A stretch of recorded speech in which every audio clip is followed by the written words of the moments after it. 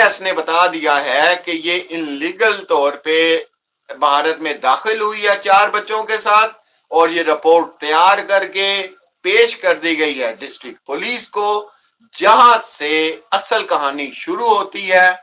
District police और जो भी लोग इसकी चार्जशीट को रोक रहे हैं वो कानून की खिलाफ वर्जी कर रहे हैं। वहां के जो पावरफुल लोग हैं उसमें उनकी मदद कर रहे हैं, बेइंतहा पैसा लगाया जा रहा है। ठीक है, तो इसलिए ये चीजें आपके सामने मैंने इसलिए रखी हैं कि आप लोग कम से कम कोई भी हुकूमत पे बात करने लगते हैं, किसी की एजेंसीज पे बात करने लगते हैं, तो बड़े सोच समझ के इसके ऊपर आप बात किया करें। अब मैं आपको एक और बात बताता हूं दीदी, रिपोर्ट में ये कहती है कि जब मैं पहली दफा नेपाल आई तो उस होटल का नाम इसने बता दिया। दूसरी बार जब ये नेपाल आई और एटीएस ने इससे पूछा कि तुम कहां ठहरी थी, तो बीबी कहती मुझे उस होटल का नाम याद नहीं है। अब जरा सुने, अब मैं आपसे पूछता हूं कि इंसान पुरानी बात भूलता है कि नई बात भूलता है? पुरानी बात भूलता है ना। वैसे हम जैसे तो पुरानी भी नहीं भूलते हैं। ठीक है, अब हुआ क्या मैं बताता हूं ना, मैंने आपको कहा था साइकोलॉजी मैंने पढ़ी हुई है। अब जब अंजासी ने दोबारा पूछा तो थी ये पाकिस्तानी। नेपाल के होटल्स का नाम एकदम ये नहीं ले सकती थी। पाकिस्तान का कोई कहती होगा थी मैं राजा होटल में ठहर गई हूं, मैं शौकत होटल में ठहर गई हूं। अब ये एकदम वो नाम नहीं ले सकती थी क्योंकि ये झूठ बोल रही थी, क्योंकि ये जब सेकंड टाइम आई है 4 बच्चों के साथ तो वहां पे सचिन के अलावा एक शख्स और शामिल था जिसके पास ये रात को रही थी, और ये वही शख्स है जिसने 4 बच्चे बुलवाए थे। ये भी लोगों को क्लियर कर। अब यहां पे एटीएस की रिपोर्ट के बाद हमारे पास एक सवाल है, बड़ा जेन्युइन सवाल है। रिपोर्ट में कहा गया है कि ये गुलाम हैदर की बीवी, वाइफ ऑफ गुलाम हैदर, ठीक हो गया। उसके बाद रिपोर्ट में कहा गया है कि जनाब अनऑथराइज एंट्री,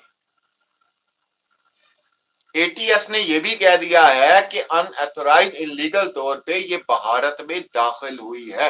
अब आप मुझे बताएं कि इसके बाद कोई जवाज बनता है कि इसको फौरी तौर पे आप पकड़ें, जब इतने बड़े इदारे ने, इतने आला इदारे ने ये बात रिपोर्ट में लिख दी है कि ये इलीगल दाखिल हुई है, तो इसको रखने का क्या जवाज बनता है?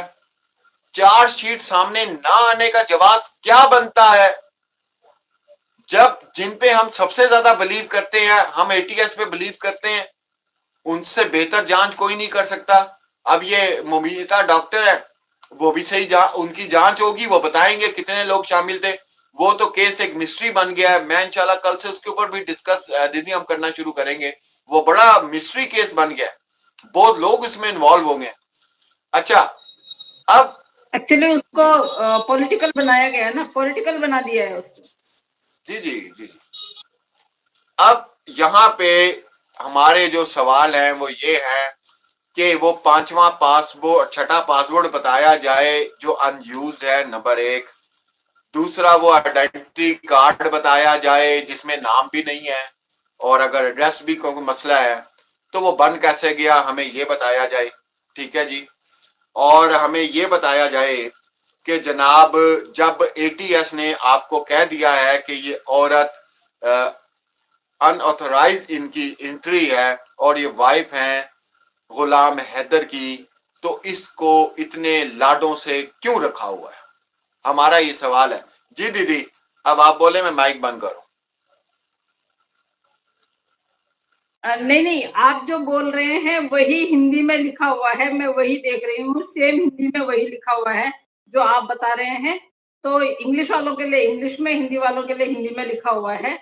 तो अब आपको नहीं लगता है कि जो हमारे पास रिकॉर्डिंग्स आई हैं उसके बिहाफ पे ये काम हो रहा है?